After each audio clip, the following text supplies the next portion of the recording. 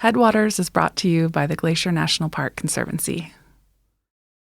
Picture a National Park Service ranger station. What does it look like? Maybe a big log cabin with a mossy pitched roof and a creaky screen door? Glacier does have plenty of those, but my office is in park headquarters, which has some strong mid-century middle school energy. And working here, I'm always happening upon obsolete relics of bygone eras. Handwritten memos, ink stamps, a fax machine. I haven't found a typewriter yet, but I wouldn't be surprised to find one lurking in a drawer. Only a few decades ago, people in this building used those things all the time. But like a lot of people, many rangers' jobs have changed pretty dramatically in the last 40 years. Mine definitely has. But in this episode, we're spending a day with a ranger whose office, equipment, and duties haven't changed much at all in 40 or even 100 years. Can you drag this dead goat out of the waterfall? That's a weird one. The marmot's living in the toilet again. Meet Wilderness Ranger Lora Funk. She has long, sandy blonde braids and bright blue eyes. She wears the park uniform with a little mud on her boots, and she loves to laugh at the absurdities of life in the backcountry. I immediately want to be her friend. My laundry is a bucket with a metal plunger that people call an Alaska Maytag. And I think it gets the clothes cleaner, but I don't think people necessarily think my clothes are clean. Alongside her colleagues, General and Tank, both horses, and Ellen the mule, Lora helps steward and patrol the Belly River Valley of the park. Yeah, if someone were to say, like, picture a historic ranger station, an iconic valley, it's Belly River. One of her favorite things about the Belly is that there are no roads. So unlike the rest of Glacier's ranger stations, you can't drive here. The Belly River Ranger Station is located 6 miles into Glacier's wilderness. You either have to hike in or ride a pony. I interviewed Lora in the ranger station, but also while she lugged gear around and rode a horse, who occasionally took an interest in my microphone. Would you like to be interviewed, General? Hello, hello. He went for it. Was he gonna eat it? Just sniffing. We have 2 rangers, myself and Allison, the commissioned ranger. There's a trail crew, which varies in size, 2 to 4. And we have 3 head of stock, and that makes up our entire staff. The Belly River Ranger Station is a brown log cabin, a Park Service specialty, with white window frames and a flagpole out front. It sits between a creek and a wide-open meadow where the horses graze, and its covered porch faces west, towards steep-sided rocky peaks. It's a very traditional scene, and so is life out here. So I live off-grid. I live in a 1-room cabin with a propane stove, and we do get running water for a few months of the season. Otherwise, we have to haul our water from the creek. I do not have a bathroom connected to my house. I have to walk to the outhouse. Yeah, I mean, you start to lose track of time and age and everything out here. Some of that kind of stuff fades away. Because then you're like, is it 2020 or is it 1920? There's elk running around and there's a fence that looks just about the same. I'm reading books and hauling my water from the creek. When I tell my friends I work for the Park Service, I think this might be what they picture. But in a lot of ways, the agency is looking to the future, trying to modernize our infrastructure, lower our carbon emissions, and tell our stories differently. Parks have podcasts now, for example. It seems like a vestige of the past to come to the Belly and see Lora still riding horses, packing gear on mules, and living in the backcountry. And honestly, I wonder how long this way of life, this type of ranger, can last. But I know I want to experience it before it's too late.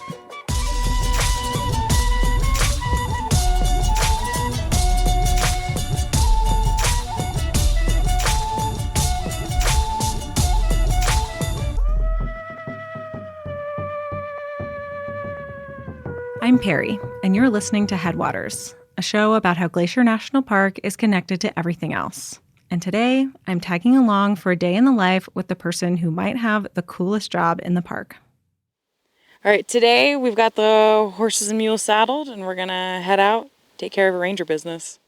Today's ranger business is going up toward Helen Lake to pick up and pack out some leftover supplies.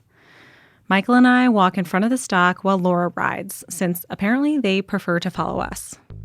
Come on, keep up with the humans, keep up with the humans. Apparently, horses have abandonment issues, so even though we didn't really need both tank and general, everyone came along for the ride. All right, how does everyone feel today?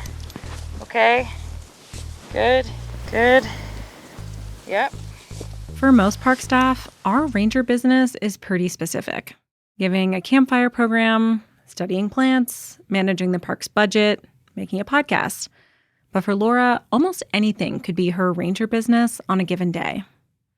I'm a wilderness ranger, and I'm specially trained on the Wilderness Act and wilderness values and character. But in the end, my day-to-day is a lot of general ranger duties, whether it's bear management, EMS, maintenance, pulling weeds. There are specialists for each of these things. Bear biologists, search and rescue, trail crew, invasive plant crew. But Lora and other rangers like her pitch in to keep things going day to day. Well, it takes a whole team to manage Glacier, right? That's why we have the experts.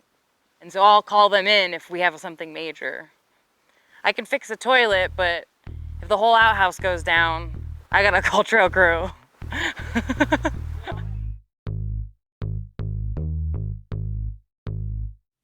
A lot of people talk about the quote, "Jack of all trades, master of none." But the full quote is, "Jack of all trades, master of none. Better something than nothing done."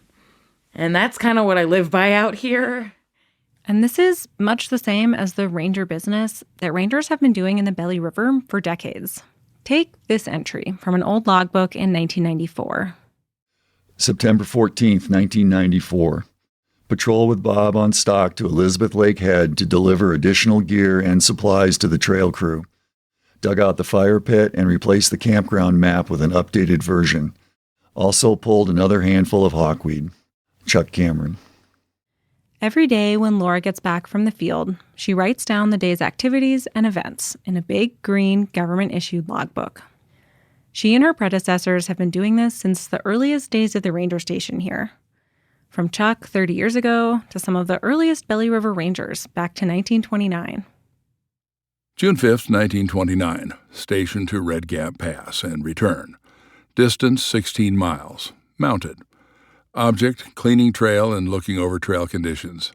Game scene. 1 mountain goat, 2 deer, 1 elk. Weather clear. Temperature 41 degrees at 7 a.m. Joe Himes. But these days, this type of work is becoming more and more rare.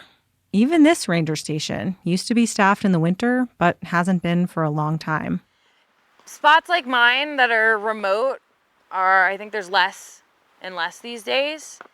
Glacier has only a handful of wilderness rangers and just a single backcountry ranger station.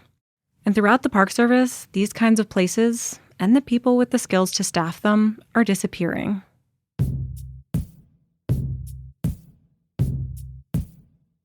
In addition to all the odd jobs Lora does, a huge part of her job is talking to park visitors, most of whom are on multi-day backpacking trips. As we hiked up the trail past Dawn Mist Falls, a scenic and loud waterfall, we ran into our first hiker of the day. Hi there, how's it going? Good, how are you? Good, where are you coming from today? Helen. Lake Helen, how was it? Beautiful. Good. I think it's probably the best view out there, maybe. Yeah. A lot of people say it's their favorite. She asks where they've been and where they're going. Cool, do you have a permit I could take a look at? Oh, yeah. Helen, Glenn's, go I hunt. do. Cool. What a great trip. I know.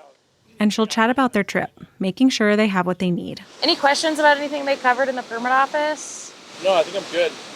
Hopefully this the food gets lighter. Yeah, I mean, every pass will be easier. Yes. Yeah, have fun on your trip. Belly River is my favorite place, but goat hunt second, and you're going to both, so. And sometimes they have something more unusual to report. You know, maybe they saw a bear or a wolf or something really interesting that I can then report to the biologists. Or, like I was saying, they often will report whether the food hang pole's damaged or the marmot's living in the toilet again. Most days, though, she patrols, checks the campgrounds, gives the pit toilet a once-over, makes sure food is stored properly, and gives a helping hand where it's needed. So every once in a while I come across a food hang and it's not high enough. Most backcountry campgrounds have a food hang pole, where you toss a rope over and then pull your food up, securing it 10 feet off the ground. Just high enough to keep it away from curious bears. Oh, hi there. How's it going? Yeah, I just lifted your hang because it wasn't the 10 feet. Yeah, sorry about that. That's That was okay. my first bear hang, so Oh, okay, well, not the prettiest. it's okay. Just make sure, like, if you notice I had it all Do the you way to the actually top. mind showing me what knots you did? Yeah, I'll show you. Cool. Today, Lora uses her educational ranger charm to teach a camper the best knots for the job. So I use the form of a trucker hitch. And so then what I do is I come through.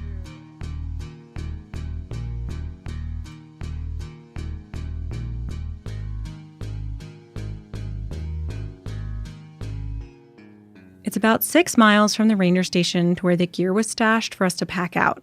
So we had plenty of time to chat as we walked through the forest and along the choppy turquoise waters of Elizabeth Lake, with colorful Seward Peak and the sheer ptarmigan wall beyond. I'd never been to Montana before I got this job. Yeah, I'd worked at Olympic as a Wilderness Ranger intern in college.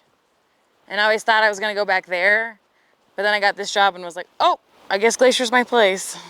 So did you always think about being a backcountry ranger or working for the Park Service? Was that always something you were interested in? Definitely not. I went to a liberal arts college and my major is American Studies. And I had a thesis that focused on public land history. But I took that summer internship at Olympic and realized, well, this is what I need to be doing. This is where I'm happy. And It makes perfect sense that someone who loves history but wants to work outside would end up working here and living in a log cabin. so if you're talking to me about Glacier or Belly River, I often go into the history part versus anything else. Is that part of what drew you to the Belly River? Definitely the history and the legacy of Belly River. Having a mentor, Chuck Cameron, that worked here in the 80s and 90s. He got to share a lot of his experiences out here and the experiences of his mentor. So continuing on that legacy and preserving the ranger station, the institutional knowledge, passing that on is something that really drew me to Belly River. Chuck is one of the voices you've heard reading logbook entries from his time in the Belly River in the 1990s, along with one from Joe Himes in the 1920s. Both were rangers in Glacier for over 40 years. A long line of rangers connected by the tools they use, the horses and mules, and the way of life that makes up this job. It's definitely a connection to the past. We're using similar Decker saddles on the stock. That technology hasn't changed much. Yeah, we're using the same tools. I mean, literally some of the same tools that have been around for a long, long time. And yeah, we're patrolling the same trails. It's a different experience day to day, but they were doing patrol reports. We're still writing in the logbook every day what we got up to. September 22nd, 1992. Patrolled a Stony Indian bench today to pull the 3 plank bridges for the season. Went up there with a wrench and came back with a wrench, a Pulaski, old wire, a huge tarp, an empty Southern Comfort bottle, an old 10-pound syrup can, and a fishing net. Quite a haul for one patrol. South winds, 67 degrees at 1930 hours. Chuck Cameron. And so, yeah, what are we packing out So today? today we are packing out old parts of an inverted U food hang. It's not a difficult hike to retrieve the old food hang pole, but all the same, I'm glad I'm not being asked to add a 25-pound chunk of metal to my pack. So the reason we're having the ponies do it is because this would be more awkward for a human, and we might take multiple humans to do what Ellen can do by herself. Glacier has a staff of packers who supply trail crews in the backcountry for 8-day hitches or carry gear in for bat biologists or the fish crew. But for a few sections of metal pipe, Lora and Ellen can manage. So there's definitely a technique to manning loads, and with practice, people can become really quick and really neat with theirs. Like you? I would not say mine is the prettiest. I've seen some very lovely loads come through. Packing loads on a mule is quite an art. Ever since horses and mules were domesticated thousands of years ago, people have been packing things on them. And Lora is quick to say she's no expert. I'm not a packer. I'm a ranger who happens to pack. I learned from other experienced rangers.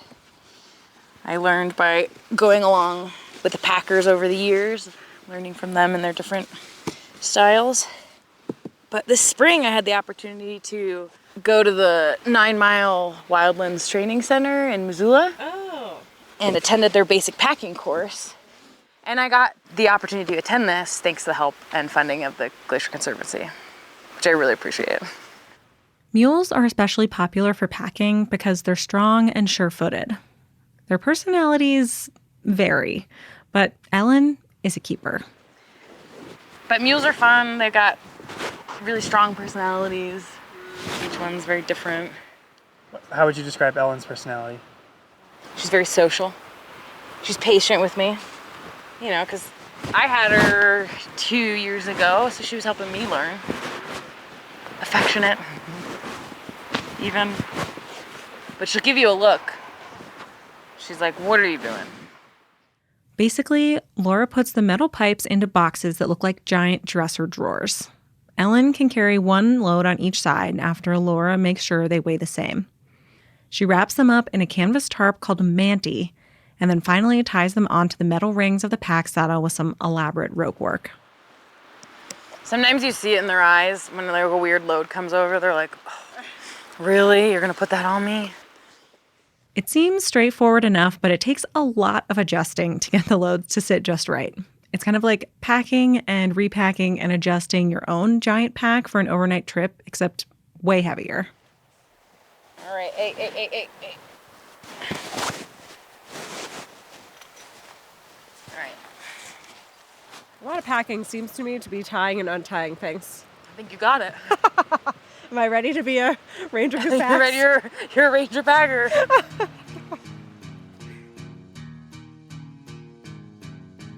Spending the day with Lora, I feel lucky to see her in action and get a glimpse of what she and her predecessors have been doing here for over 100 years. But there aren't many people who know how to do these things anymore. And I guess part of me is wondering, does anyone need to know how to do these things? Do these traditional skills still have a place in the modern world? How do we decide what's worth holding on to? I was reading like a book where it's like one of the tests in the application to become a ranger was, can you saddle and pack a horse properly and quickly? And it was just part of like the job application and the interview process. And everybody could ride and pack and shoe, and all of the ranger staff could do it because it was just a way of life out here of surviving. This isn't the case anymore, though. You see older rangers that are reaching towards the end of their careers, and the younger folks can't ride or pack. And it's something that rangers have been doing for 100 years. And so it's like, does it end now, or do people like me start learning and riding and packing? And we have a lot of young packers in the park, but specifically like the ranger packer. I'd argue that it's a good idea to keep these thousands of years old skills alive just because, whether it's practical or not, so we don't lose them. But for Lora, it's not just nostalgia. I value it because I get to use it, day in, day out here to do my job, and I can do my job better with these three. Because it's useful. It's like, this is the easiest way to get a bunch of heavy stuff from point A to point B if you're not going to get a helicopter out here, which is expensive and dangerous. It's practical, but it's also iconic. So it's that dreamy scene of, the string going through the mountains, over the passes, through the valleys. Today, that was us. And it felt like a link to something I didn't know I was missing. And I get the sense that's how a lot of people feel when they come here. September 1988. I live in here with 2 horses and a mule, and some people would say that I'm a fool. No power, no phone, and all alone. But I say Belly River is a home. With the family and friends I've made over the time, I have precious memories that will always be mine. Written by Chris Burke for V.V. O'Shea.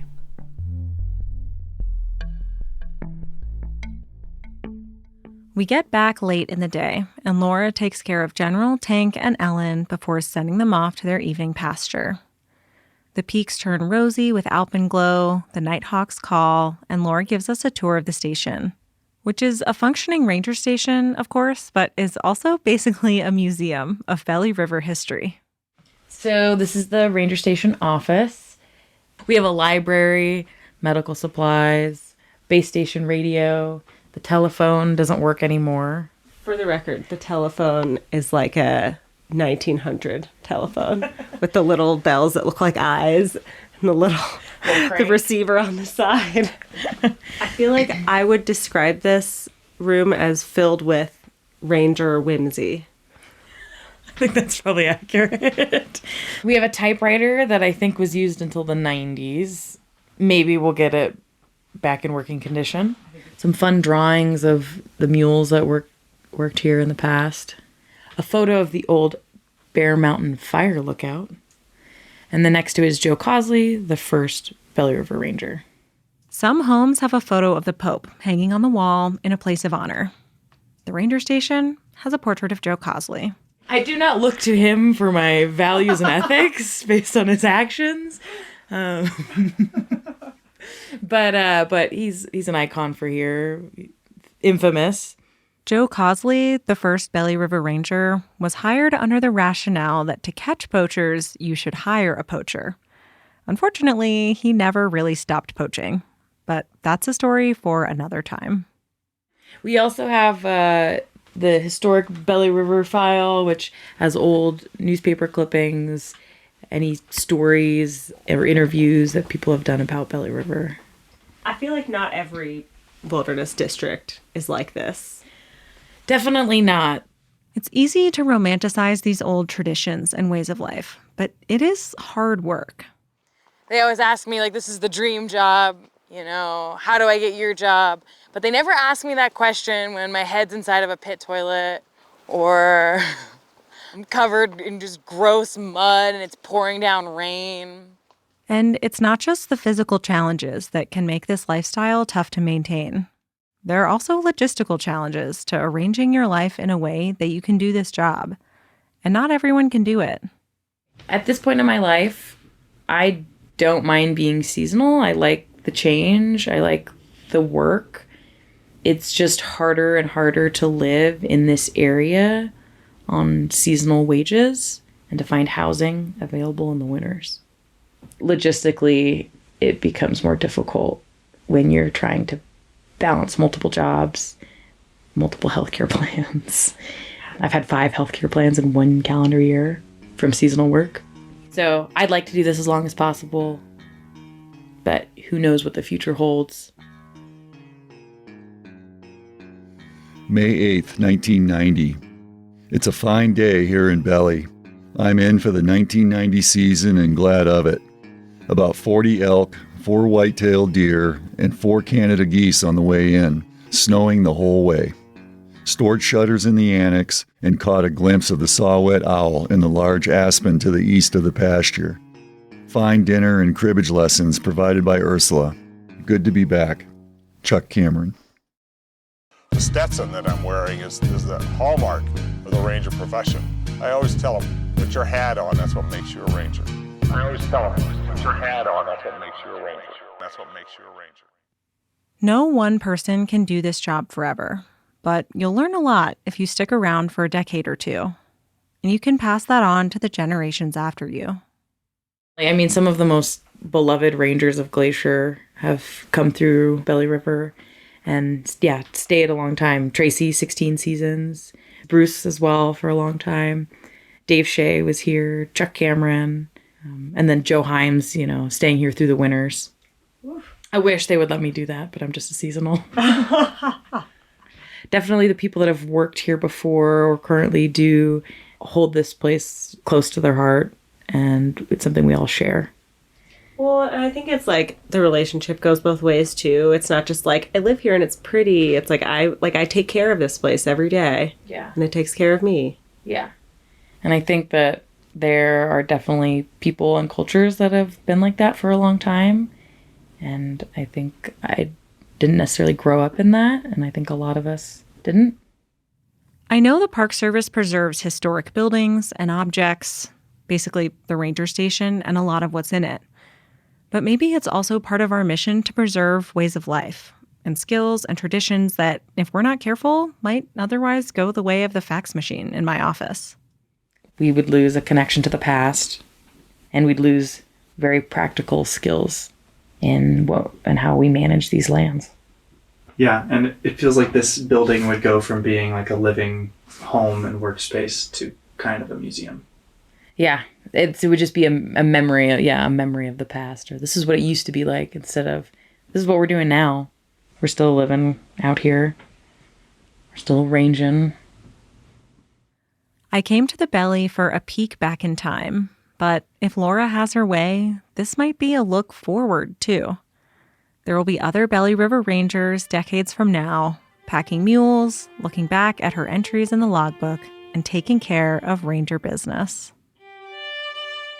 October 4th, 1989. Final morning in the station. Mopped the floor, final cleaning, covered the generator, shutters on. I guess that's it. It's been a fine season. Please take care of this place, whoever uses it. It is a unique place indeed.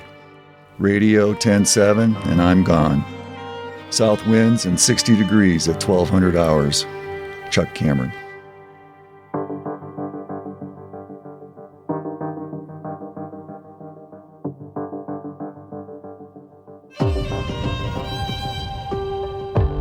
That's our show. Headwaters is a production of Glacier National Park and is supported by the Glacier National Park Conservancy. We could not make this show without them. You can learn more about what they do at glacier.org. Headwaters is made possible with help from Lacy, Kowalski, Melissa Slottick, and so many people throughout the Glacier community, especially the natural and cultural resource teams. We're grateful for all of you. Our music this season is by the brilliant Frank Walm. The show's cover art is by our sweet friend Stella Nall. Check out Frank and Stella's work at the links in our show notes. Special thanks this episode to Lora Funk, the whole Belly River staff, including Ellen the Mule, and the trail crew for letting us use their cabin. We appreciate Chuck Cameron reading his logbook entries and the park's archive staff for giving us access to them. And shout out to Alex Stilson for always being willing to lend a hand. Besides sharing this episode with a friend who might appreciate it, you can help us out by leaving us a rating and review in your podcast app. Thanks for listening. In this episode, we shared a few logbook entries from Chuck Cameron, former Belly River Ranger and a mentor to Lora. Well, this year, he's retiring. He's done really incredible things, saved lives, like literally saved lives, and has meant a lot to a lot of people. And I've heard a lot of rangers say, I want to be like Chuck. And that kind of gives me hope. Next time on Headwaters, we sit down with Chuck and hear about his legendary career in Glacier.